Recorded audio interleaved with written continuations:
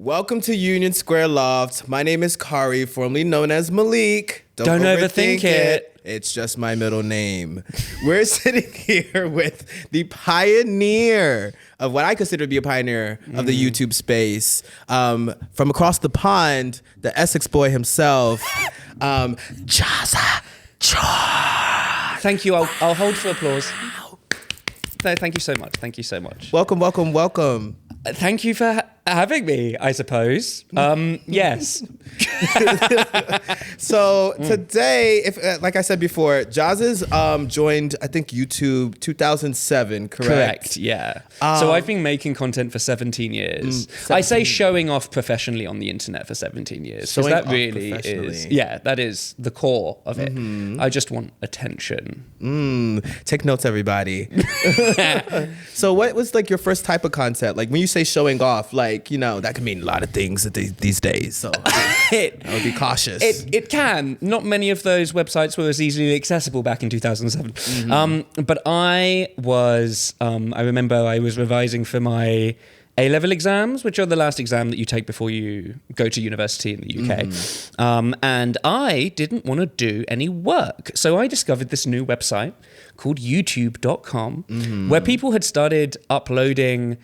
It was basically home video stuff was the majority of it. There was a lot of like anime music videos. So people would cut together like the cut scenes from Final Fantasy IX to Linkin Park songs. That was my shit. I'm going to show you. That's like the original like lyric video. Yes, exactly. That stuff was my jam. And then I remember one day they had like a recommended bar on the right hand side. It's still there, but now it's like algorithmically curated. But it used to be manually curated, literally by some guy in the YouTube London, in the YouTube office. Yeah, what a job. And somebody had put up a vlog from a video blog from someone who is now one of my closest friends, a guy called What About Adam, who went by What About Adam back then. What about us? It's really beautiful. Thank you so much. And it was a video titled "I Was Recognized in Real Life" or something along those lines. And it was just a story about how he'd gone to a shopping center and somebody had recognized him in the shopping center from the videos that he was uploading. Now, this is when YouTube videos, if you got 1,000 views, you were a celebrity. Hot shit. Yes. And I was like, this is genuinely the thing that went through my head. I was like, oh, that'd be quite cool to get recognized in real life. And so then I spent the rest of the time that I was meant to be doing revising for my A-level exams, figuring out how to record and edit and create YouTube content. Started off doing like vlogs, like just talking about my day in the life. Yeah, like it wasn't. What did you have for breakfast? It wasn't even that structured. It was literally. So I ended up going to university. Yeah. And it would be like, I'd go to the Freshers' Fair and I'd bring back a load of the flyers that I got at the Freshers' Fair for all of the societies and stuff like that. And we'd go through them and I'd say something funny about each of the things. Or something like that. It's like commentary. Yeah, kinda. But it was like really low stakes stuff. We were all just kind of. I have a question about that. So like nowadays everything's like shortened and it's 1 minute, 30 seconds, 90 seconds, 30 seconds. Like, did you just like, you'll think did you not clip it anything? No, our YouTube videos back in 2008, 2009 were like 3 minutes long. 3 minutes? Yeah. Is that the maximum limit? There was no limit. I think the limit was 15 minutes because otherwise people were uploading full episodes of like Buffy the Vampire Slayer. Oh, good series. Great series. Another podcast. We're going to invite him back. Should we do a Buffy the Vampire Slayer rewatch Absolutely. podcast? The internet definitely needs another one of those. But there used to be a limit to 15 minutes, but generally... back in the day, the algorithm on YouTube was set for views rather than watch time. So you just wanted people to click through and like watch your video. And so there was a lot more clickbait back in the day. There were no custom thumbnails. It would automatically pull through the center frame of your video. And so you would occasionally have some creators who would put some boobies in the middle of. We love that. Just a flash.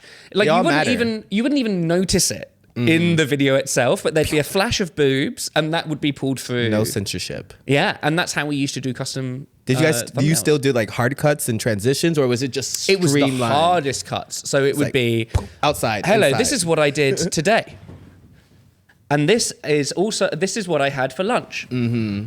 And it was like it was this new style of kind of like editing, I guess, that we had. But it was the first time that it was on like a Web 2 platform. There were there's so many examples of people using, especially stuff like live streaming and their own web hosting tools to be able to do like similar stuff and to tell vlogs. But YouTube outsourced all of that. You didn't need to own a website. You didn't need to have the really high level of like technology that you needed to be able to do a live stream of yourself. You still had to. It still was higher than it is now, so you had to probably spend at least $150 on a camera, really, for you to be able to. Well, like it was now, and anyone can make TikTok.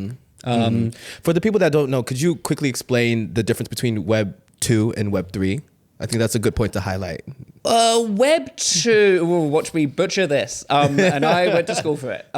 Same. That's why I'm asking you. Oh, thanks for throwing me under the bus, babes. Web 2 is essentially the movement towards kind of like third entities hosting your content. Exactly. So whether that's in apps or whether it's on kind of like their own bed of code. So that could be YouTube, Facebook, Instagram, whatever. And then Web 3 is basically, blockchain technology is built on Web 3. And all of these are just buzz terms, like whatever. But Web 3 was like decentralized, kind of like a decentralized teller system, which actually I don't think it is a very good. I think they called it Web 3 because it made it seem really sexy, but it isn't really like the next step of the web. It was like a tangential technology. And Web 1 was like, it takes 7 years for one AOL people. Yeah, exactly. You know what the funny thing is?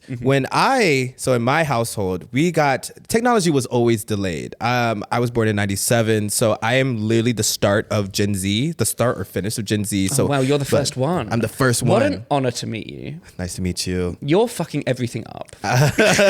Well, no, I think we're doing our big ones. We're doing our big ones. I think so. No. But in my household, all of the technology was delayed. So imagine asking for a PlayStation 1 and then, and getting it like 3 years later. Or asking for a PlayStation 2 and getting the PlayStation 1 3 years later. Not having cable growing up until like high school, not having cell phones and everything. Everything was like kind of delayed. Sorry, I'm just playing my world's smallest violin for you. Did you not have cable? Wow, how did you survive? Oh, it's horrible, right? Poor baby. Yes. And so what I distinctly remember is that we had a family computer that just sat in a visible place in the kitchen, so everybody could be monitored. Knew I was gay. Okay. When I came out to mum and dad, my dad went, "Love you very much, but we do share a computer. Do you think we're idiots?" And I was like, "Apparently I did, and you're not."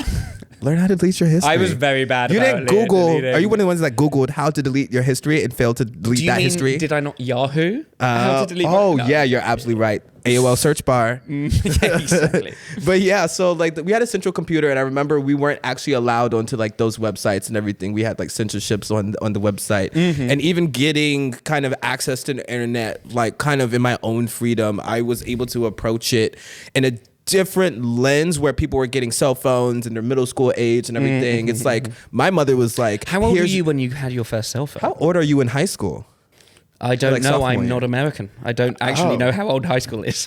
Can I phone a friend? Is it like 15? I think 15, 16. Okay. Most of the time in Gen Z, That feels everybody. very late, actually. Yeah, but most of the time everybody was getting it at that time during 9 and 10 because you had the Razors, you had the Sidekicks, and everybody was getting phones. These weren't smartphones. I think at the time, BlackBerry and Apple were the phones of the decade. I mean, it was BlackBerry for a very long time. BlackBerry was and then fad. iPhones. I don't they didn't have cameras. When the first iPhone, did it have a camera? Well, it was the iPod that turned into the iPhone, I believe. Yes, was it not? I remember. I want iPods back. But it really has been this transition that we've seen from, like, I think I was at the very early wave of. It was a really exciting time. I remember there being a lot of optimism around digital creation, and kind of the expansion of that. A lot of people talked about the removal of gatekeepers into these spaces. You saw especially in early YouTube, it was very dominated. There was like maybe a year period where everybody said that YouTube was full of gays and Asians. So you had people like What the Bark, William Sled, Kev Jumba, Niga Higa, all of these kind of like people who were incredibly talented performers, but because of the fact that they didn't have links into the industry, because I mean, Ellen's like daytime show wasn't on yet. It was still like a really queer stuff. I remember whenever there was a show that had like a gay kiss on it, you'd desperately like try to. I watched Hollyoaks for a very long time because it had a gay storyline. I'm not familiar. It was a UK soap. Nah, I figured. And it's an awful show, but I watched it for like 3 months because it had a gay kiss in it. But because these creators, they weren't able to get mainstream work, they turned to YouTube as a way to be able to which is part find of that their audience. Decentralization of everything. Yeah, exactly. And so it became this way, like early YouTube is built on the foundations of people who were really traditionally underrepresented in media. And you saw that again. I think you've seen that again with each new wave of kind of like new apps. I think people talk about TikTok as one of the great like democratizers. That really is. I think it's the first time we've had like mobile first video creation. But the first time that ever really happened was Vine. And Vine. Shout out to Quentin Brunson. Oh my God. Shout out to Jay Versace. Shout out to all those people. Black Vine was groundbreaking. Yes. And it was the first, and it was really one of the first times that you had such a large number of black creators who were coming to the forefront because the barrier to entry was once again lowered. And I think you see that again now with like TikTok, where you see people from around the world, from even lower kind of socioeconomic statuses than we can even really consider in the West, are now able to reach audiences all the way in like the States or Europe. I think that's really interesting too, because you joined in 2007. I joined about a year and a half ago to 2 years ago. But my content is very much kind of archiving queer dance histories and queer histories. If for those that don't know, I'm part of the ballroom house scene in New York City that started here. And essentially what I do is I go out in the community, I interview the peoples, I interview the performers, very intergenerational, very much, you know, our knowledge and how we relate to each other and what we know about each other was always passed down through VHS tapes. It was passed down through word of mouth. A lot of that gets lost. Back then, even when you didn't have, when you had more access to it, there were still few gatekeepers, but they were more like stewards of the art because they had the resources and knowledge of how to get onto YouTube. And so some of those people have become my mentors. Some of those people I reach out to often and collaborate on certain things. I just find it interesting that now we're so motivated by watch time, the analytics, the views, all these different things. And for me, I talk to my work wife about this all the time. Shout out to Kat Huang. That is my work wife for life. I talk to her about this all the time. How to balance the creation versus competition. When I enter the scene and when I'm doing these things and being creative, it's actually me pouring back into my life, I feel, pouring back into my cup. And I guess I wanted to get your perspective. How have you seen that shift from, you know, creating content to becoming the content creator? I know like that those are just words flipped, but the content creator is now a position. It's a title. It's an employment. I can file taxes while being a content creator. Oh, a lot of us got burned in the early days because we didn't know that we were meant to file taxes on our AdSense. Yeah, it was nasty. Paid it off. Well, shout out to the UX experience because they showed me how to do it very easily. You guys didn't know he works for YouTube. Yeah. I take none of the credit. I think.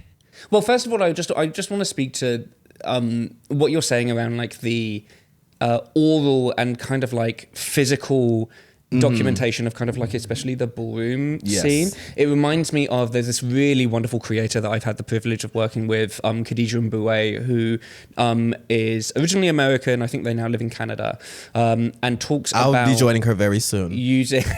Next 4 years. And talks about using... We can? Talks about using YouTube as like a form of ancestral storytelling. So this idea of kind of like the women around the campfire being able to like share different like methods for like be it cooking or looking after kind of like the family or whatever it is.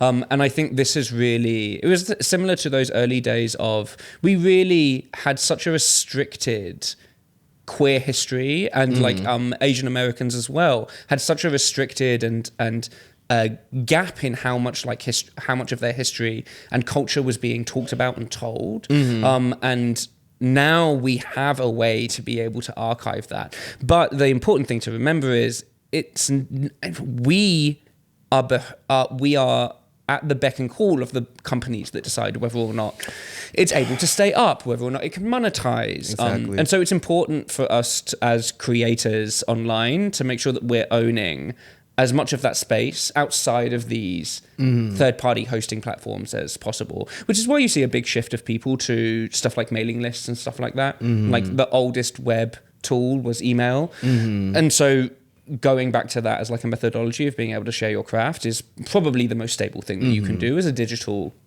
creative. But you asked me about being able to like the shift of like early YouTube, we really were just like dicking around. Like you couldn't even earn money on YouTube back in the day. I was wave 2 of monetization. Wave 2 of monetization on YouTube, yeah. Around what year do you think they handpicked the people? Yeah, they handpicked the people who would get monetized, and I was wave 2.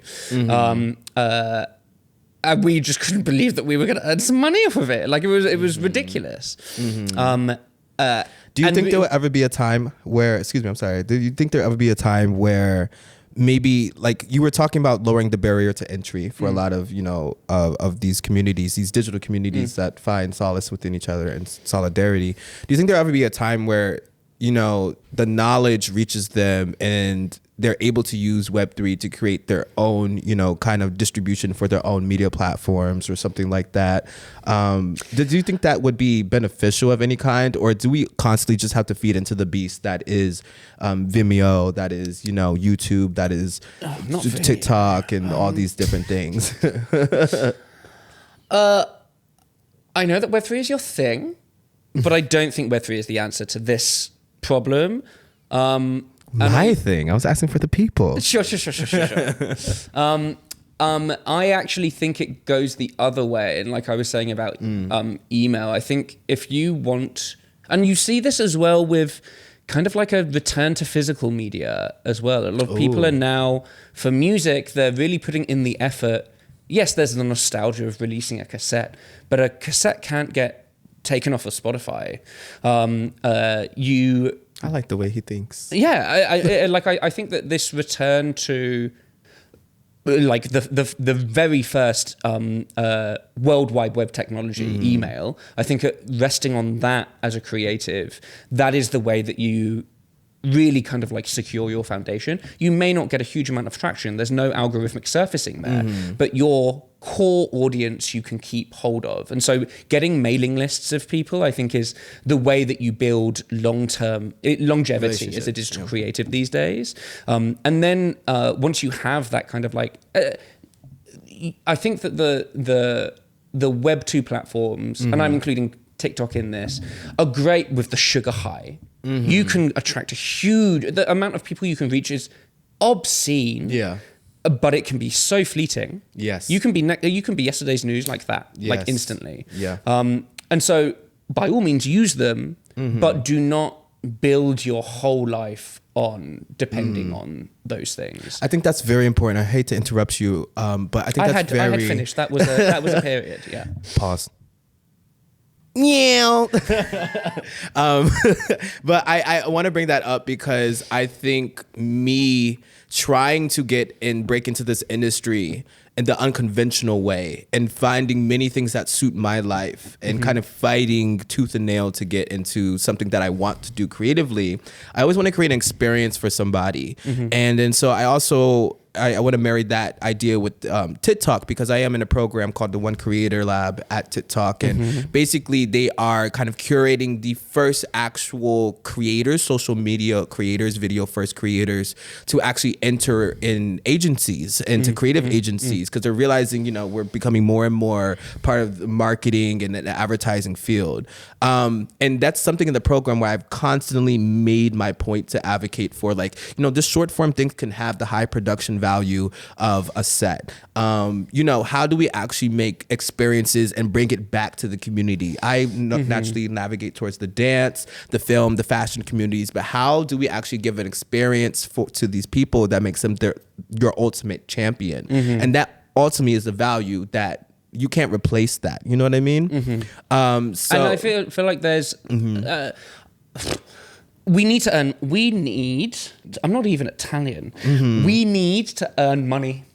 that is And true. the way that we have traditionally done that is through, like as digital creators, is through brand deals. I've had to take brand deals that I am unhappy with now. I won't name them now. No, But please don't. Please don't. We don't want to get canceled in the second episode. Exactly. But the way that I think the way that you work well with brands is you're trying to create that sense of personal connection. The reason that they're going and working with like independent digital creatives is because they want your authority.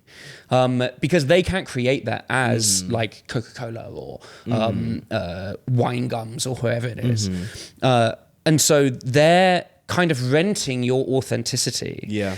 And one of the hardest things to do, I think, especially that. if you're not like a larger creator, and especially if you're like I was basically hand to mouth when I was working full time as a YouTube creator. I was basically hand to mouth for 2 years, and so I had to say yes to absolutely everything. But if you can say no to some of those brands that aren't going to respect that space that you have built, and aren't going to believe that you know your audience better, it is better to move away from that than lose that trust that you have built with your audience.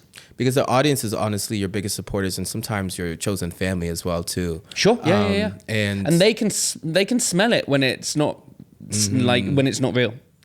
phony. Don't be phony, guys. But bringing it back to you.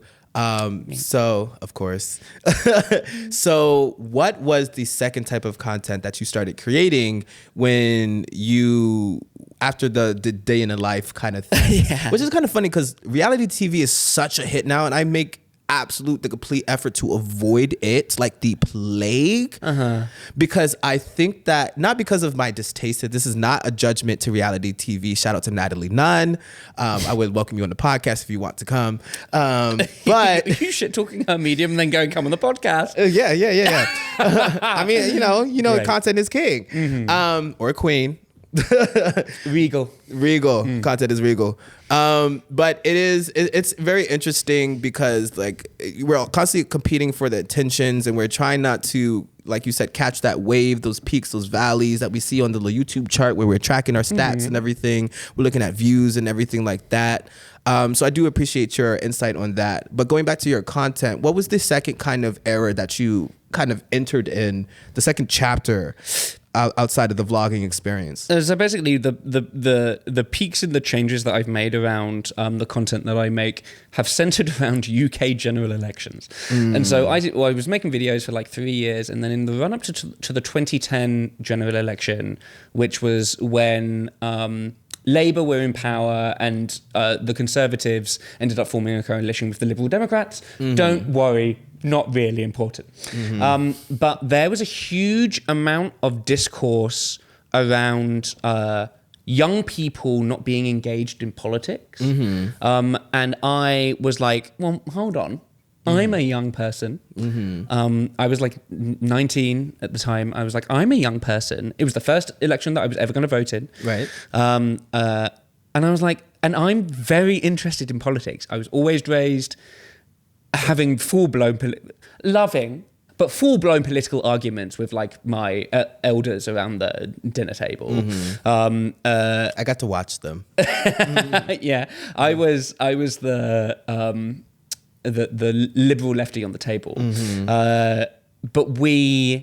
But I was raised to be very engaged with the news, politics, business, and I was like, I didn't get why there was this narrative in British mainstream media at the time around that was a very negative perception of like young people in their engagement with politics. And so I wanted to prove what did you do about it? I wanted to prove that young people were engaged with politics. So I started making more political content. I covered news stories. I covered stuff around like climate change, politics.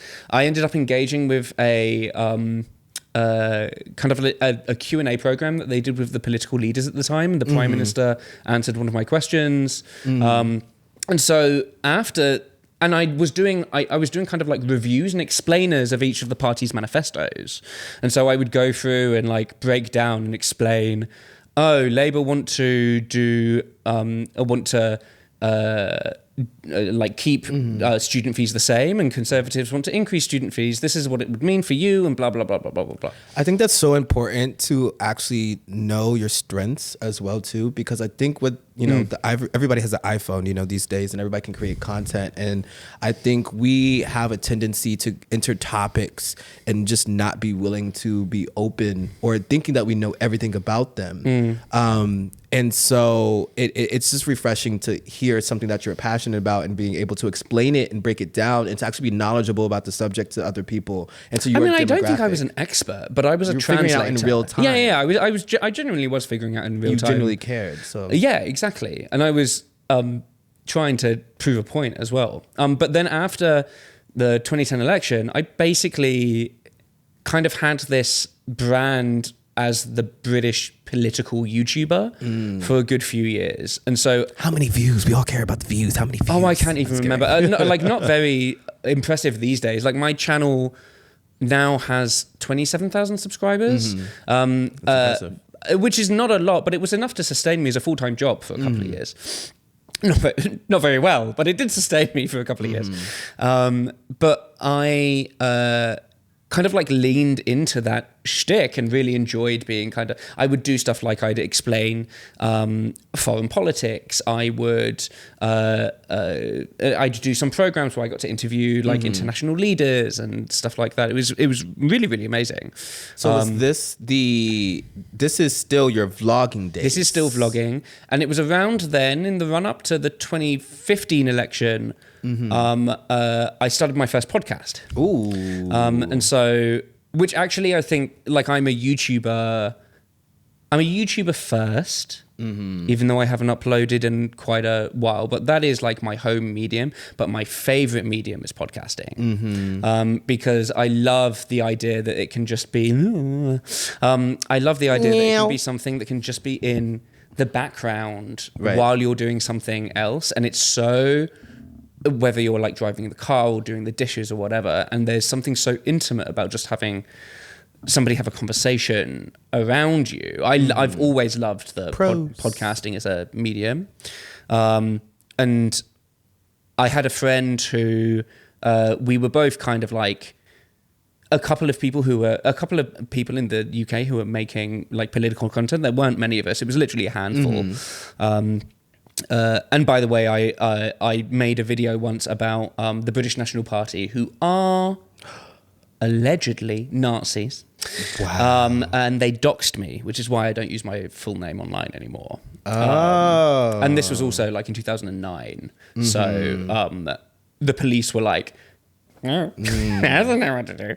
Interesting. And so who wants to make political content? This idiot. And so there were a very small number of us who were making this kind of content, and me and a friend called Jimmy. I'd always wanted to have a podcast, and I was like, can we do it? Can we do one, please? Shout out to Jimmy. Yes. Still one of my favorite people. And now we've been doing that. We've been doing the Right Dishonorable podcast for, I think we That's are. what it's called, the Right Dishonorable? The Right Dishonorable podcast. Do you want to know why it's called the Right Dishonorable? Yeah. In the UK Houses of Parliament, you're never allowed to address someone directly.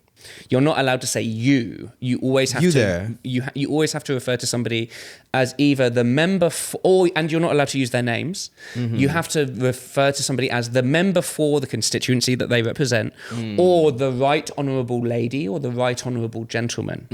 And so we were like, well, we're the Right Dishonourable It's genius. people. Thank you. You're very correct. much genius. Yeah. It's a deep cut, but it's that. It's the nuance. It's the nuance. Exactly. Yeah. And so we did that podcast for a while, and then for in the run up to we went through the 2015 general election. The Conservatives won a majority in the House of Parliament, and then we had the EU referendum the next year in 2016. And Jimmy. That you can still hear, that you can find this audio. Okay. Jimmy came out to me that he was voting Leave live on the podcast. Ooh. And I basically had a breakdown on the podcast because I was like, but no, and like it was, it's not the same as voting for Trump, but it was kind of like a similar extreme thing that at the time nobody thought it was going to happen. Possible, and yeah. when Jimmy told me like that and gave me the reasons why he wanted to do it, I was like, oh, we've lost. Like if somebody like Jimmy is like wants to vote for that, then I think we've probably lost the referendum. And then for a while, we really were the only podcast in the UK where you had one person who voted to leave and one person who voted to remain, who didn't hate each other.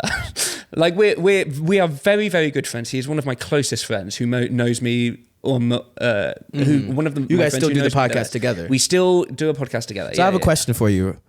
What is it like looking in on politics, American politics, especially with things going on? Well, I'm now officially, as a resident of the United States, I'm now the US correspondent for the Right Dishonorable podcast. Of course. Yes. It didn't come with a wage raise at all. It was really, really annoying. But it's okay. I have a penny. Y'all. Some bread to share. Thank you so much. Y'all. He started that off very well, y'all. May I speak for rest of world for a minute? Yes, you are the honorable. We do not understand what the hell is happening with you all. Like I kind of have a better idea because I live here and I'm around the news, but I still don't know any Trump voters personally.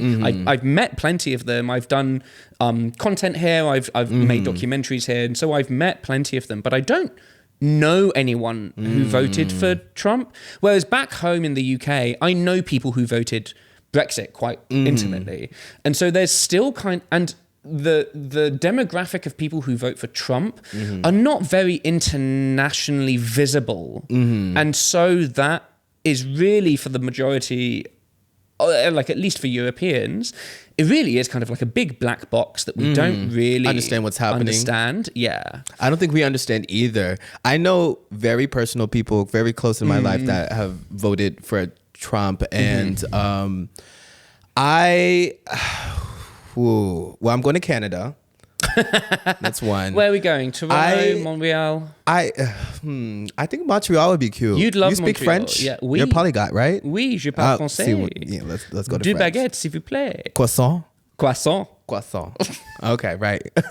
But yeah, I don't know how to actually, I don't think I've actually taken the time to sit to myself and process this. I kind of knew it was happening.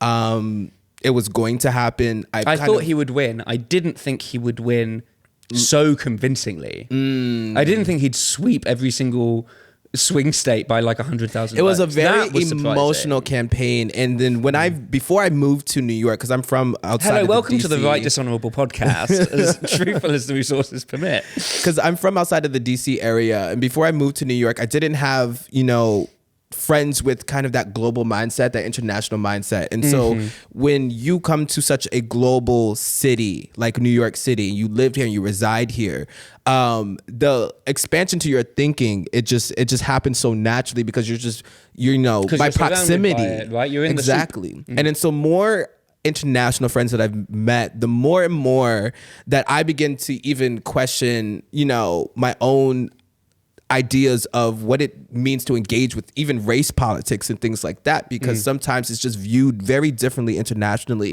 And I think it was a very emotional campaign.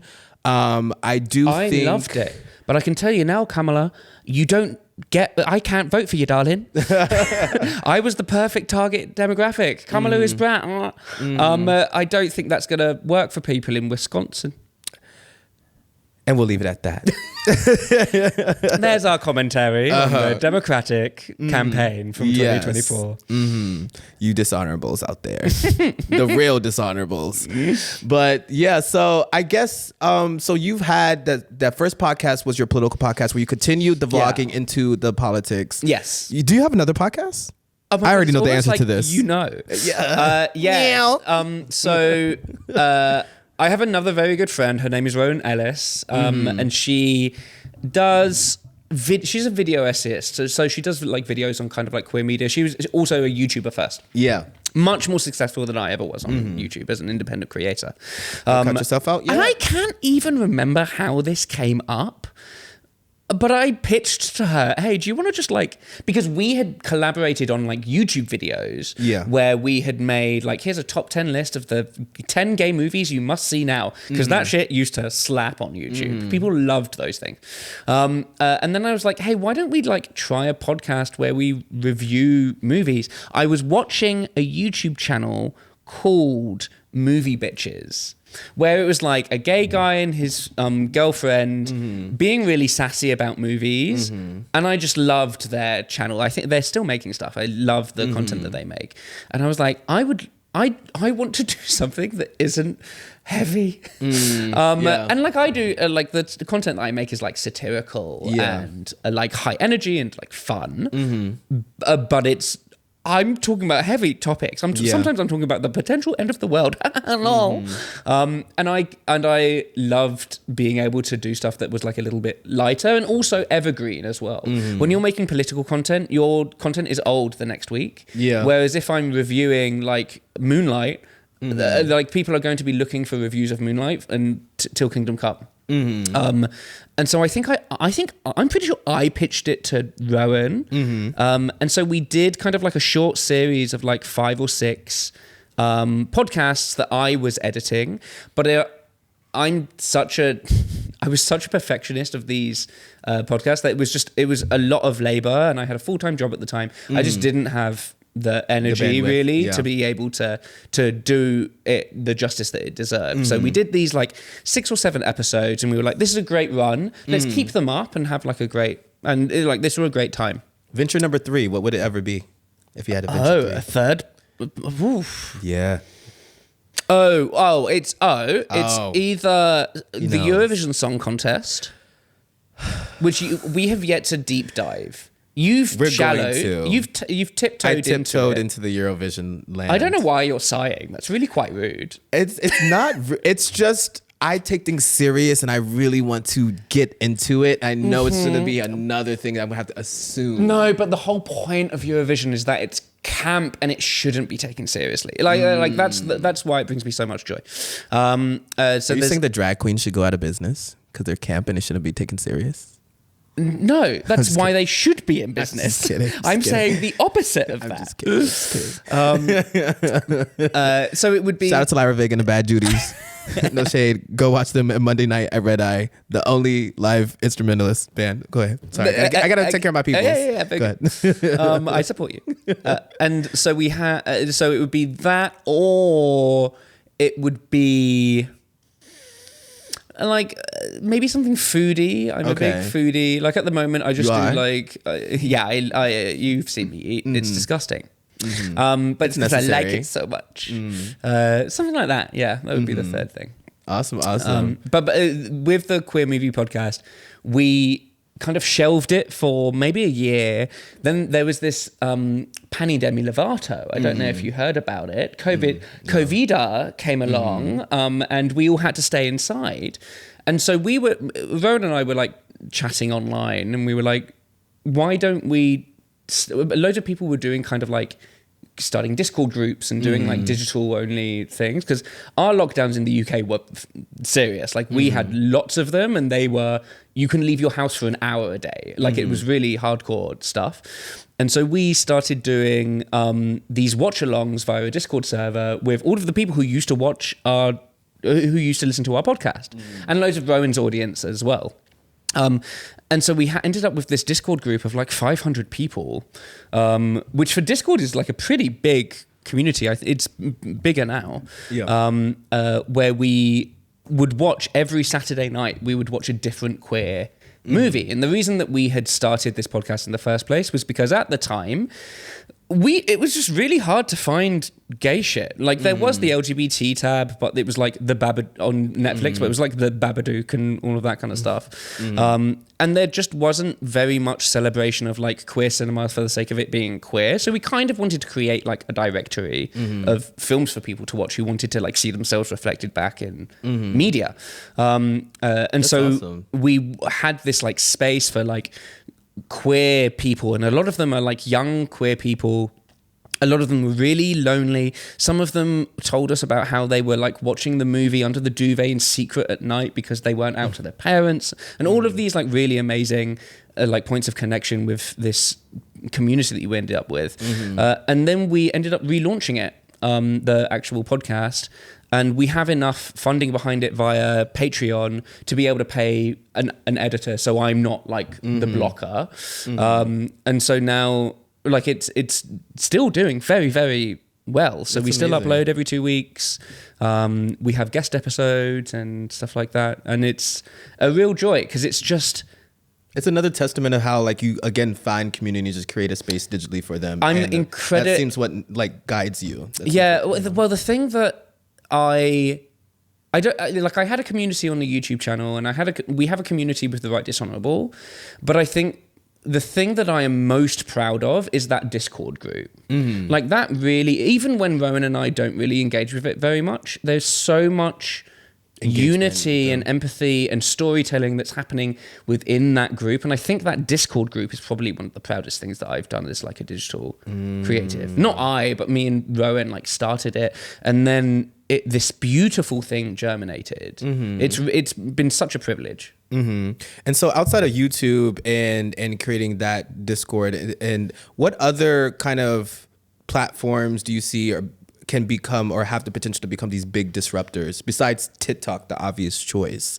Unless you want to have more insight about that, but is there another thing that you can see, another way of communicating digitally that would arise? I think live streaming is really special. And I think that you end up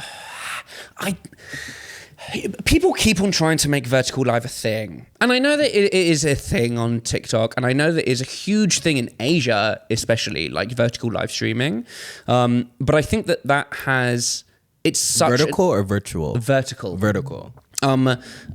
Because we have like Twitch live streaming, which I think has a similar problem to early YouTube, where the barriers to entry was just too high. But vertical live streaming is just kind of like people on their phones.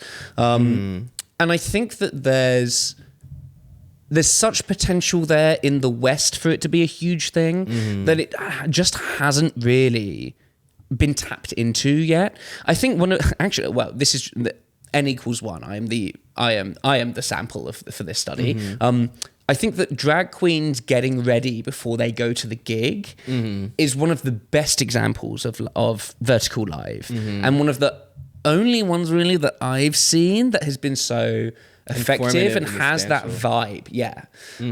Because it's relaxed, informal, rather than It breaks down barriers, I think, too, because, you know, it's a peek like behind the curtain, it's personal. Right. Yes. There's a ballroom kind of edition that we do that's called Keeping It Real with one of my twin, Kimberly Jones. And I think Kimberly Jones, she's one of the ones. And so she is basically a person of trans experience that goes through ballroom segments, and instead of kind of making us the monolith of performance and just this and that, it just really normalizes the exchanges that we have. And then I feel like it indirectly becomes an educational experience for those people that don't understand what it is that we're about, that we're human, that we're alive. And I'm ultimately here to protect, you know, my sister, Kimberly Jones, and everybody that loves her, because, you know, why infringe on that right? So I think content also has that educational piece, you know. Well, it's back to that archiving your community. Exactly. Thing, right? It's our histories cannot be erased. Yeah, exactly. Like it's the documenting, like we were here. Yes. We are here. And it's like a celebration of that, because if we don't tell that story, then like the New York Public Library isn't going to. And we often push the stories and the spaces and the UX research and everything for certain new ways to exist on these digital platforms as well too. You see the thing with, you know, creators taking Black TikTok dances and things like that. It's just, you know, we're always going to figure out how to, you know, exist and do our biggest one. Yeah, 100%. So I mean, awesome. where does it, like, if going back to kind of like early YouTube was like, it was people from the fringes creating culture. And it is always and will always be the people from the fringes who are creating culture, because tell you what, Say that one more time. Say that one more time. It is always going to be people from the fringes who are going to create culture. Yeah. Because when society is not made for you, then you've got to make your own fucking way. And you move everything forward. Exactly. Why are we all saying demure now? Because of a Black trans woman who was just sitting in her car getting ready to go into work. Like, I love that kind of shit. But you asked me like what the next wave is. I actually don't think I'm very good at, like I said, vertical life. What a great answer, Jazza. But I think you're in a better position to do that. You're much more in the soup of like the vanguard of like content than I am. What I would love to see happening with, you know, I think I've entered content in the monetization phase. I'm in an era where, you know, the motivations behind it all is to make money and to do your stats. And I think I just want to be that legacy holder of preserving the integrity behind the work. Not producing content for content's sake, but actually getting to the conversations and things around it. We have so many different identities, so many different ways of life, and just highlighting and edifying other people's stories. But I would love to see, in terms of monetization, some type of splits. Say, you know, you have a collaborative post on Instagram, you could tag people. But if we're all making money, and, you know, I would hate to see us benefiting off of, you know, other people's backs, why can't there be some type of splits? And can we do what the music industry didn't do right? And I also fancy a lot, like, you know, how do we get to a new kind of intellectual property? At one point I was studying for the freaking LSAT. I don't know if that's ever going to be in my future, but that whole discussion around kind of the future of intellectual property needs to happen. I used to find that really fascinating.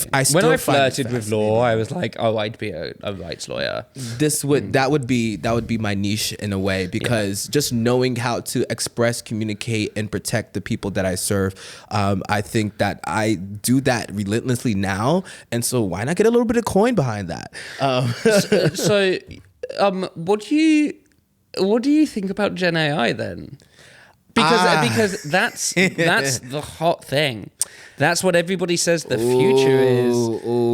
I personally, I want it to be such a minimalist tool. I understand how it helps, but I just think that I personally don't like it. Why? Call me an old soul. Maybe it's just because of, you know, the first year of Gen Z and everything was delayed, like we talked about before. Well, let me take that back. I understand it and everything has a function. I think that because of my delayed understanding of technology, that I'm able to approach it as simply just a tool and not a crutch. And my thing is, I was actually having this other conversation with my work wife, Kat Huang, again. So many shout outs. She'd have like a bing, I think bing, she's bing, had bing, 3 bing. so far, just in this episode. I think it's always interesting because she's always like, okay, what if somebody comes in and they make some music video on an iPhone and they're shooting people on an iPhone? I'm just like, well, if you're ever on a set with Rihanna or ever on a set of Vogue and you're shooting these things, you know, me and Riri, you're going to have a craft. And I think that is also what's going to separate people that are serious about their lives and showing up for yourselves and their motivations and their content. Well, I just mean it's just like it's a good motivation. Having a craft and figuring out where these things lie and expanding. Yeah, I don't know. You gotta wince. We gotta wince. No. I think you're. Yeah. I think you're right. And I think I'm just bitter. I sound jaded just a little bit. I mean, I do feel a little bit better that the amount of time that we put into, like, you're a better editor than me, but I put in many hundreds of hours to be able to learn how to edit in the way that I It's a craft. do. And people aren't going to have to do that anymore.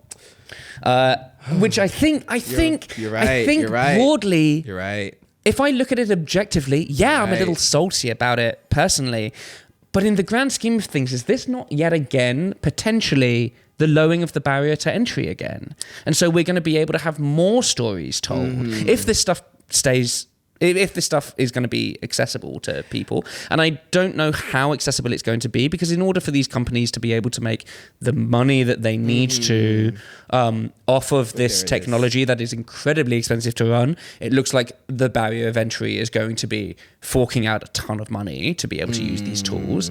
But I don't think I can objectively get angry at it being easier to make stuff. I do worry about the IP thing.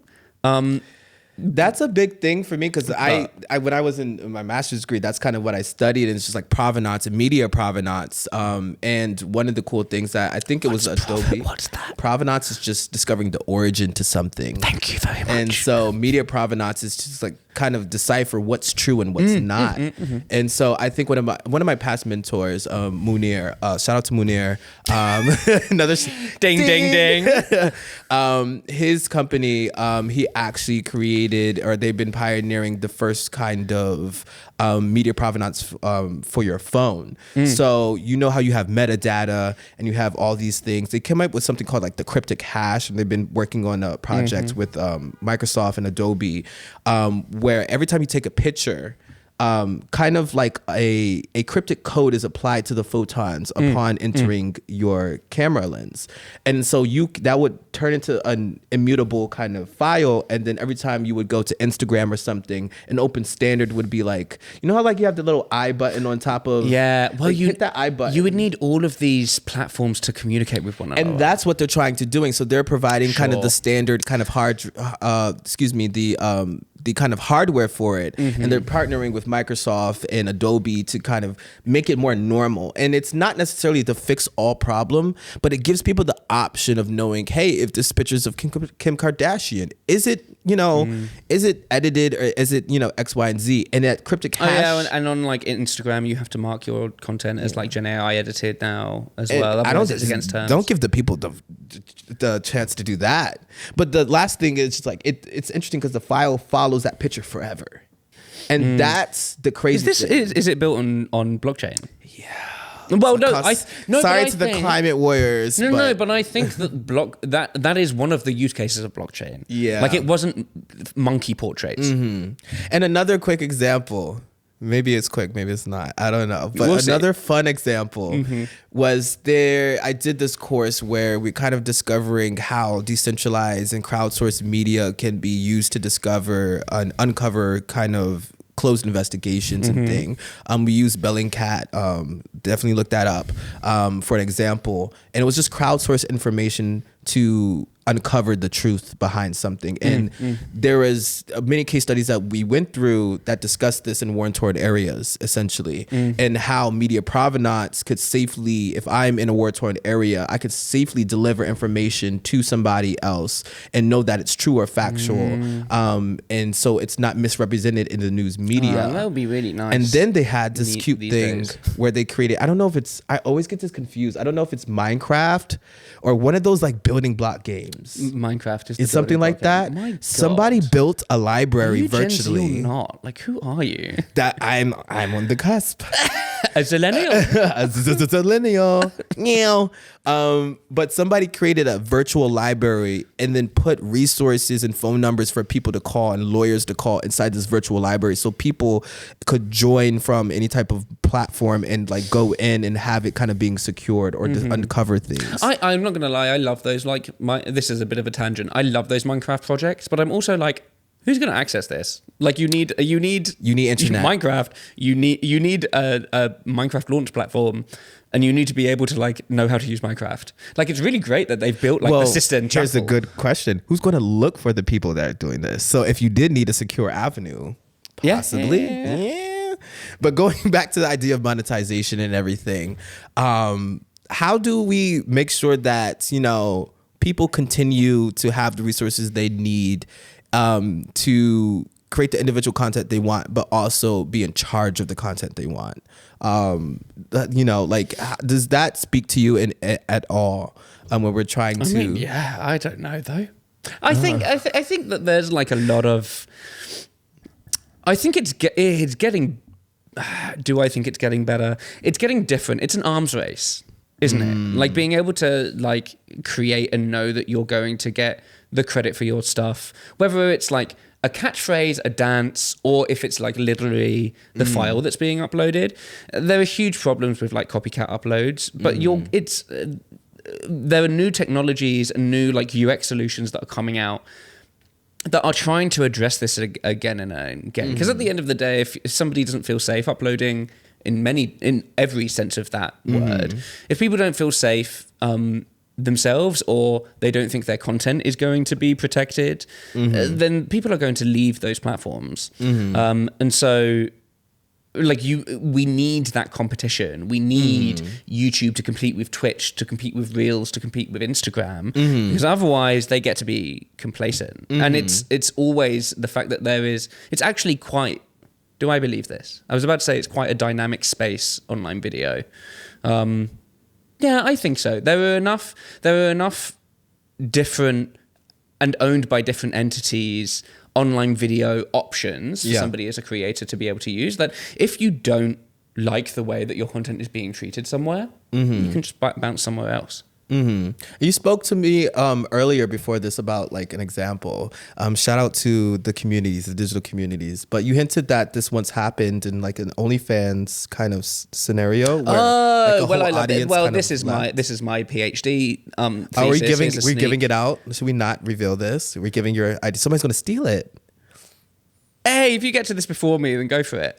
So I did my master's thesis on YouTube creators founding a union. Oh wow! And it collapsed while the master's collapsed, or the union collapsed? The union collapsed while I was writing my master's. Work. It was graduated second in my class, baby. From Oxford. Ooh, okay. University. Yeah. I'm now embarrassed. It's okay. So I did my master's thesis on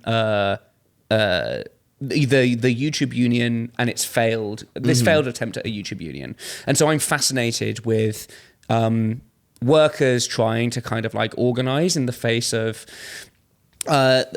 basically the owners of the means of production, who are like the platforms.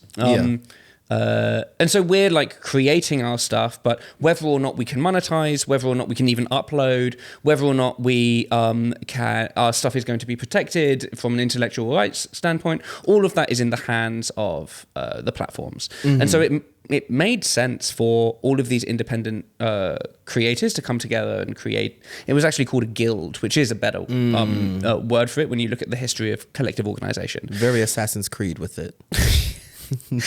Sure. Go ahead. Very good word association.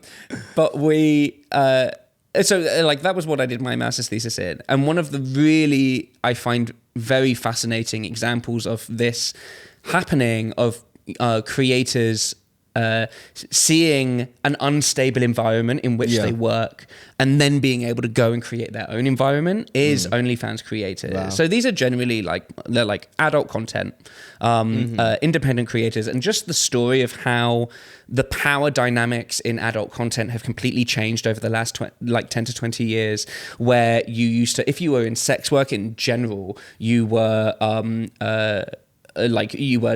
looked after. Like everybody had to go through whoever your handler was. There were a load of studios that had a lot of power as to whether or not you even worked. A load of performers didn't have rights to their own images, and so they were really burned by in perpetuity contracts, and were paid actually very, very poorly. A lot of them, and to what we have now of like, if you are an adult content creator, you can decide when and how you work, how much money you earn. You could, like, it's a hustle as any digital creative job is. But some of these people are just earning just ridiculous amounts of money that would have never happened in the old centralized form of like this industry. And one of the really exciting examples that I have seen is when OnlyFans, which actually is a British company, did you know that? I did not. So proud. Yeah. OnlyFans started to say, oh, we're going to no more porn on OnlyFans. And everyone was like, lol, how do you expect to make any money? But what a lot of content creators recognized was like, oh, this is unstable. This is an unstable platform. Yeah. And there's too much at stake. So they went and they created their own platform, which is called Just for Fans. It's got a little, and it's creator own and run. It is now linked to Austin Wolf, who was convicted of, he was like the face of it, which is like another kind of like element to this. Like when you have a charismatic leader, the limitations of all of that being on the shoulders of one person. Austin Wolf, for anybody who doesn't know, is a porn actor based in New York who was arrested on federal charges of owning child pornography. But there's still like this example of the creators themselves owning the platform on which they earn their money, and so have a safe place to be able to host themselves and host everything. And I love an empowered independent worker. Yes. Thank you, YouTube, for my checks. Thank you for the AdSense. I'm here. You're welcome. Thank you, YouTube, for my checks. You're welcome. So this has been a wonderful conversation about digital communities. Demonetized immediately. Oh, no. No. Don't do that to me. But yeah, thank you for joining the podcast today. I hope that you come back. Is that it? Are you bored now? Fine. I'm just kidding, everybody. Thank you and welcome to Union Square Loft. Where can you find me on the internet? Thank you so much for asking. Wait.